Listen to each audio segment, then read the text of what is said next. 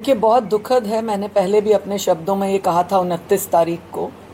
मुझे कुरुक्षेत्रा से मालूम पड़ा कि आज इस हॉस्पिटल में इस तरह की हरकत हुई है और मैंने उसी समय सुमोटो लिया और एसीएस हेल्थ श्रीमती सुमिता मिश्रा सिंह जी ने इसके ऊपर इमीडिएट इफेक्ट के साथ काम किया।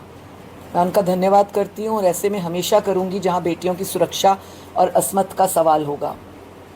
लेकिन आज मेरा दिल बहुत उदास है कि डॉक्टर्स जो है भगवान का रूप मान के हम आते हैं, हम तकलीफ़ में होते हैं, हम दर्द में होते हैं और हम तभी अस्पताल जाते हैं। अन्यथा अस्पताल जैसी जगह कोई पिकनिक मनाने की शौक की जगह नहीं होती। ये बच्ची 27 अप्रैल अपनी दादी के साथ आई थी। इसी डॉक्टर की ओपीडी थी और इस डॉक्टर ने पेट दर्द की बात को लेकर बच्ची आई थी कि मेरे पेट में दर्द है। उस चेकअप को लेकर उसने चाहे वो दवाइयाँ दी, जो भी किया, उस टाइम की प्रिस्क्रिप्शन वो अभी मैं देखूंगी डिटेल में।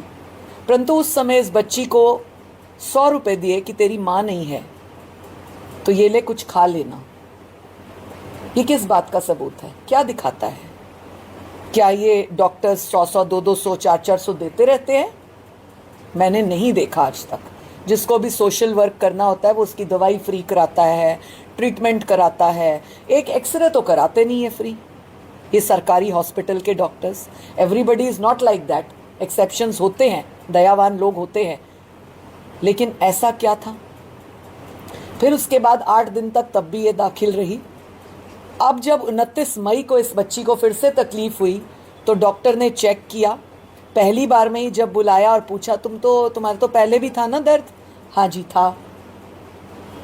फिर उसने कहा तुम्हारे को तो पथरी है, किडनी स्टोन है। बिना देखे, बिना जांच के अब सारी मेडिकल रिपोर्ट्स आई हैं, उसमें कहीं किडनी स्टोन नहीं है। मैंने दोनों लेडी डॉक्टर्स से पूछा, कोई किडनी स्टोन नहीं है। उस लड़की ने बताया कि मुझे पहली बार में इसने कहा लेटे रहो, मैं तब तक दूसरे पेशेंट देखता हूँ। मुझे लेटाकर 2 पेशेंट्स को और बुलाया, उनको चेक किया, फिर उसके बाद उनको भेजा और मेरे साथ हर तरह का गलत टच करता रहा। हर प्राइवेट पार्ट पर टच किया इसने, बुरे तरीके से टच किया। इसने इसकी छाती को मसलने की कोशिश की, गलत काम किया। उसने उसके प्राइवेट पार्ट में 4-5 बार गलत कार्य किया। उसके कपड़े निकाले, लोअर क्लोथ्स, खुद के कपड़े निकाले, लोअर क्लोथ्स, और फिर बाथरूम में जाकर उसके बालों को पकड़ा और उसे कहा किसी को बताना मत। इससे दुर्भाग्यपूर्ण नहीं हो सकता। और मैं यहाँ की पीएमओ के लिए डीजी हेल्थ को, एसीएस हेल्थ को, सभी को निवेदन के साथ लिखित में भेजूंगी कि ऐसी पीएमओ को तुरंत प्रभाव से हटाएं, क्योंकि उनकी ये जिम्मेदारी थी कि एक ओपीडी में अगर लड़की का चेकअप हो रहा है तो वहाँ एक लेडी नर्स होनी ज़रूरी है। जो एक व्यक्ति वहाँ पर था भी, जिसका मुझे अभी नाम बताया जाए, वो आदमी था, उसको इस लड़की ने इशारा किया कि मेरी हेल्प करो, तो वो बाहर चला गया। फिर इस बच्ची ने अपने नेक्स्ट पेशेंट को बताया कि मेरे साथ ऐसे हुआ। उसने हॉस्पिटल के स्टाफ को बोला, वो स्टाफ ऊपर बताने गया, कहाँ ये अभी पता लगेगा, मुझे डिटेल में बताएं। फिर भी कोई बात नहीं हुई।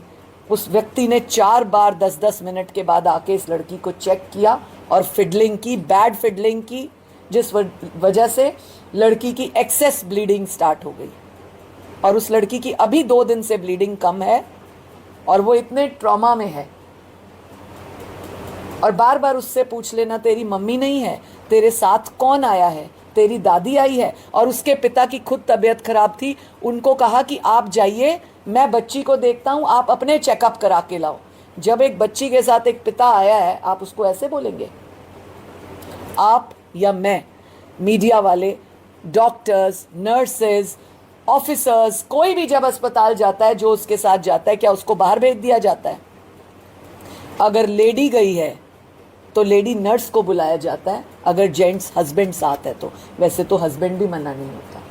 अगर मेल प्रॉब्लम है, पत्नी साथ गई है, तो भी मना नहीं होता। फिर भी एक पर्दे के नाते, शर्म के नाते हम कई बार कहते हैं बहन जी आप बाहर बैठिए और दूसरा देखेगा। क्या किसी डॉक्टर ने ऐसे में नर्स को बुलाया और किया? नहीं। तो ये बहुत सारी चीज़ें हैं जिसको देखा जाना चाहिए। वो 3 नर्सें जो उस टाइम ड्यूटी पे थी, उस ओपीडी में, उस कमरे में उस लड़की के साथ क्यों नहीं थी? उनके पास कोई जवाब नहीं है। उन तीनों नर्सेज के खिलाफ सीएमओ को मैं निवेदन करती हूँ आदेश के साथ कि कार्रवाई करें। डीजी हेल्थ को निवेदन के साथ कहूँगी कार्रवाई करें कि वो तीनों नर्स अंदर क्यों नहीं थी। इसका सीधा सीधा मतलब ये निकलता है कि ये डॉक्टर इन नर्सेज के साथ एक अंडरस्टैंडिंग में है कि जब कोई लड़की पेशेंट आएगी तुम बाहर ही रहना। ये सीधा सीधा मतलब निकलता है। अगर मेरी ये बात गलत है कि नहीं ये मतलब नहीं निकलता, तो तीनों नर्सेज में से एक नर्स युवा छोटी बच्ची 15 साल की बच्ची के चेकअप के दौरान वहां खड़ी क्यों नहीं मिली? इसके लिए मैं आपको अपना उदाहरण दूंगी। पिछले 2 वर्ष पूर्व मुझे कोई दिक्कत हुई, मेरा इलाज अपोलो हॉस्पिटल में चला। मेरे को एक मेल डॉक्टर चेकिंग करने आते थे जिनके साथ एक सीनियर लेडी डॉक्टर भी थी। लेकिन जब मेरा चेकअप होता था, अगर वो डॉक्टर मेल डॉक्टर अकेले हैं तो उसी टाइम एक नर्स को बुलाते थे फ़ोन करके कि आप आइए, मैडम आई हैं। वो नर्स खड़ी रहती थी और मेरा चेकअप होता था। तो यहाँ ऐसी क्या बीमारी है, ऐसी क्या दिक्कत है? अगर वहाँ के डॉक्टर ने मेरे को होते हुए एक लड़की को बुलाया और खड़ा रखा, तो यहाँ क्या दिक्कत है? मैम कैथल में भी पुराना रिकॉर्ड रहा है, कई सारे मामले पहले भी आए डॉक्टर। बिल्कुल ठीक बात है, कैथल का रिकॉर्ड रहा। ये मैं पूरी जांच कर रही हूँ और डीजी साहब को मैंने ये बोला भी है कि ऐसी क्या इसमें क्वालिटी थी कि रिटायर के बाद इसको यहाँ रखा गया। कभी डॉक्टर्स की कमी होती है तो हम और जगह से ढूंढते हैं, एक्स्ट्रा टाइम में ढूंढते हैं। उस डॉक्टर का जो 2 साल ऑलरेडी सज़ा काट के आया हो या जिसके ऊपर इस तरह के घिनौने अपराध की बात लगी हो, उसी को रखना क्या ज़रूरी था? अब उसने ये कांड कर दिया, अब इसका जिम्मेदार कौन? उस टाइम के जिस पीएमओ ने फाइल बनाई है, जिस भी पीएमओ ने उसको रखा, अगर वो कहते हैं, मेरी बात हुई डीजी से, डीजी ने मुझे बताया कि इसका जो केस चल रहा था वो क्लियर साबित हुआ। जब हमारे को एक व्यक्ति के लिए डाउट है, बात है, तो उस व्यक्ति को रखना क्यों? अगर रखा तो फीमेल चेकिंग्स के लिए क्यों रखा? अगर फीमेल चेकिंग्स के लिए भी रखा तो एक नर्स फीमेल क्यों नहीं है उस टाइम में? ये बहुत सारे प्रश्न उठते हैं। इमीडिएट इफेक्ट से इस पीएमओ को, जिसके होते हुए जो डॉक्टर्स, जो हॉस्पिटल की इंचार्ज होती मानी जाती है, जिसके होते वो तीनों नर्स ड्यूटी पे थी और एक भी अंदर नहीं थी, और लड़की के साथ इतनी बदसलूकी हुई, क्या वो जिंदगी में अपनी इस बात को भूल पाएगी? हम सिक्योरिटी के नाते आज भी उसके पास कोई पुलिस वुमेन नहीं है और अनसेफ है, वो प्राइवेट सिक्योरिटी है हॉस्पिटल की। मैंने बच्ची से बात की और मैंने उसके पिता और बुआ मुझे आज मिले, मैंने उनसे बात की। वो यही कह रहे हैं कि जब तक बच्ची पूरी तरह ठीक नहीं होती वो यहाँ रखी जाए। बच्ची से मैंने जब हालचाल पूछा तो उसने कहा, मुझे अभी भी जब मैं बेड से नीचे उतरती हूँ तो थोड़े चक्कर आते हैं। जाहिर सी बात है, उसे वीकनेस भी होगी और उसे ट्रॉमा भी होगा। तो मैंने ये सीएमओ से बात की है कि उस लड़की को अनदर 4 to 5 डेज़ यहाँ रखा जाए। हालांकि 2 लेडी डॉक्टर्स ने मुझे बताया कि अब उसका बीपी और बाकी जो नॉर्मल चेकअप्स होते हैं वो सारे गुड हैं, परंतु उसकी काउंसलिंग के लिए उसको हम 2-3 दिन और रखना चाहते हैं। 5 डेज़ का मैं रिकमेंड करूँगी कि उसको अनदर 5 डेज़ रखे जाए। आज संडे है, फ्राइडे तक उसको रखा जाए। उसके बाद मैंने पिता को पूछा कि उसके बाद इसे कहाँ ले जाओगे, तो उनका ये कहना है, हमारे पास अभी कोई ऐसी जगह नहीं है जहाँ मैं अपनी बेटी के साथ रह सकूँ, क्योंकि मैं सीधा घर जाऊंगा तो मोहल्ले रिश्तेदार के लोग भी एकदम से आएंगे तो बेटी फिर ट्रॉमा में जा सकती है।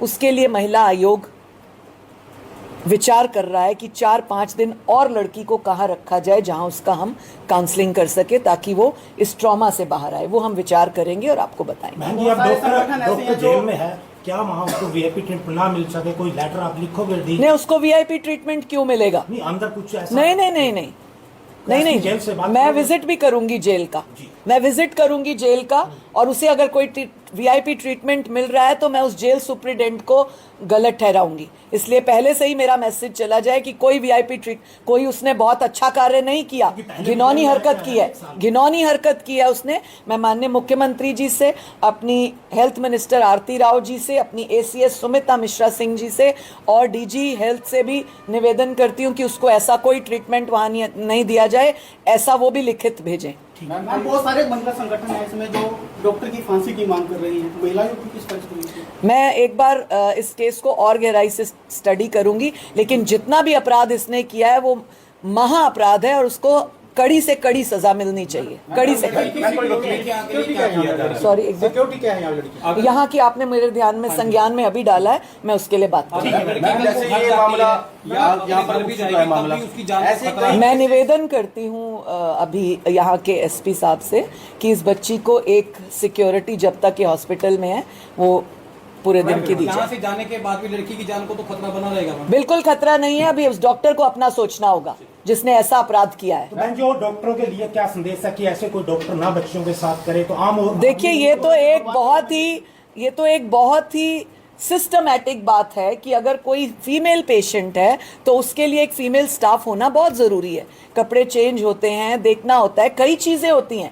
तो ये जो इस हॉस्पिटल ने लापरवाही की है, इसके पीएमओ के लिए, इसके जो मैडम पीएमओ है, ये उनकी 100% लापरवाही है। और साथ ही उन 3 नर्सिस की मैं उनके लिए सिफारिश करती हूँ डीजी हेल्थ को, एसीएस हेल्थ को, अपनी मंत्री आरती राव जी को कि उनको तुरंत प्रभाव से यहाँ से हटाया जाना चाहिए, अन्यथा और लोगों के लिए भी ये एक खतरा बनाकर रखेंगी। ठीक है मैम, गरीब परिवार है, बच्चे की मां नहीं है, तो आर्थिक मदद होगी? वो विचार करेंगे, पहले उसका स्वस्थ होना, उसकी सुरक्षित होना जरूरी है।